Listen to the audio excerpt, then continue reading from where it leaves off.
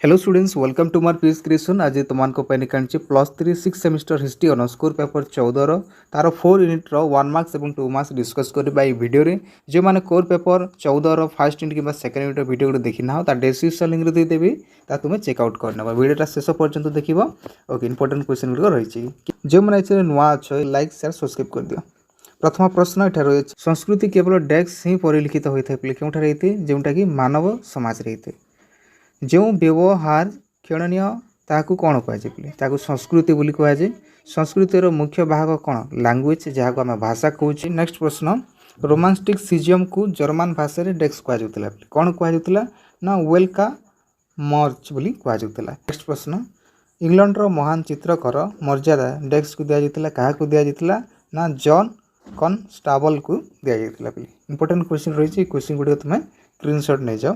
Okay next question 23 मसीह रूस रे विश्वविद्यालय आईन प्रणयन करागला जोटा कि 1883 कहगला। समाज विज्ञान मूल होची कौन ना इतिहास इतिहास सहित सी लिंक रे रही है। मैकियाभेली द्वारा रचित पुस्तकर नाम कौन पिले मैकियाभेली जोटा कि दि प्रिंस रचना करते एग्जामिनेशन ये आस मन रख दि प्रिंस और मैकियाभेली विषय तुम 2 मार्क्स मन रख।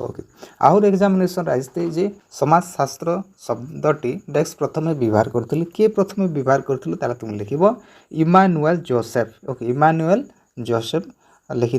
ओके आहरी एग्जामिनेशन आसे तो क्यों राज्य रे प्रथम विश्व आईन 1849 मसीह प्रतिष्ठा करथिला तार आंसर टी तुम लिख जर्मन। ओके आहरी तुम एग्जामिनेशन आउसी जे शिशु विद्या शिक्षा पद्धति किए विकास करथिले किए डेवलपमेंट करथिले ताले तुम लिख फ्रेडरिक फ्रोवेल हिजबो तार आंसर टी। ओके नेक्स्ट प्रश्न देखिबा सेंट साइमन को द्वारा रचित पुस्तकर नाम कौन थिला पॉजिटिव फिलोसफी थिला पिले मन रख। ओके डेक्स समाज विज्ञान बा सोशियोलॉजी रो प्रथम प्रोफेसर थिले के थिले ना इमानुएल डर्कहाइम थिले। ओके मन रख इंपोर्टेंट क्वेश्चन चार्ल्स डार्विन के विषय तुम 1 मार्क्स 2 मार्क्स मुझे आउची कहि दिए कहीं से फेमस थिले ना on the origin of the species से रचना करथिले जोटा कि 1859 लिखिथिले सेति से बहुत प्रसिद्ध लाभ करथिले।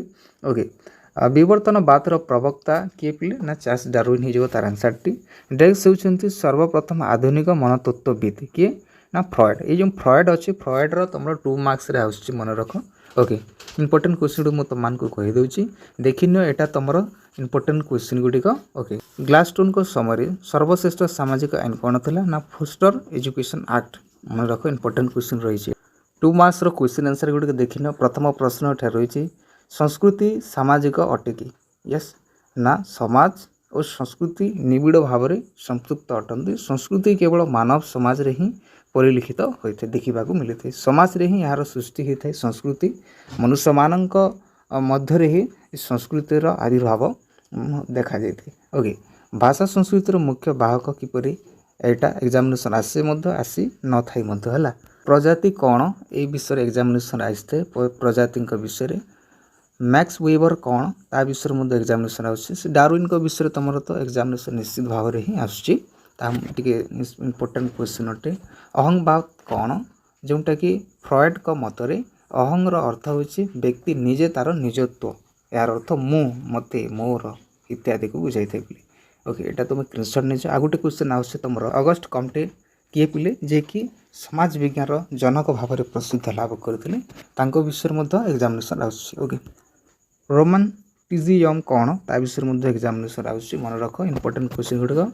ओके मुझे टेलीग्राम तुमको केते सिलेक्टिव क्वेश्चन देदेवी तुम्हें देखी नब 3 मार्क्स क्वेश्चन आंसर टे देखिन जार द्वितीय अलेक्जेंडर को शिक्षा क्षेत्र में किए पदक्षेप था विषय आसते एजुकेशन रे नृतत्व विज्ञान कहले कौन बुझ यहाँ एग्जामिनेशन आसते ना नृतत्व विज्ञान इंग्राजी प्रतिशब्द हूँ तुम एंथ्रोपोलोजी बोली आम कही जहाँकि 2टी शब्दर सम्मिश्रण सृष्टि होती जेनटा कि एंथ्रोपस जार अर्थ मानव एवं लोजस अर्थ हो अध्ययन तेणु एंथ्रोपोलोजी बोली कहुए मानवर अध्ययन बोली। ओके इंपोर्टेंट क्वेश्चन यहाँ तुम्हें स्क्रीनशॉट नहीं जाओ। ओके टेलीग्राम रे जॉइन हो टेलीग्राम रे सिलेक्टिव क्वेश्चन देदेवी तुम्हें देखी नब। ओके क्वेश्चन आंसर तुम्हें स्क्रीनशॉट नहीं जाओ। तो जो मैंने चैनल नुआ अच्छो चैनल को लाइक शेयर सब्सक्राइब कर दो तुम सांग मान को शेयर कर दियो। समस्त को बेस्ट ऑफ लक।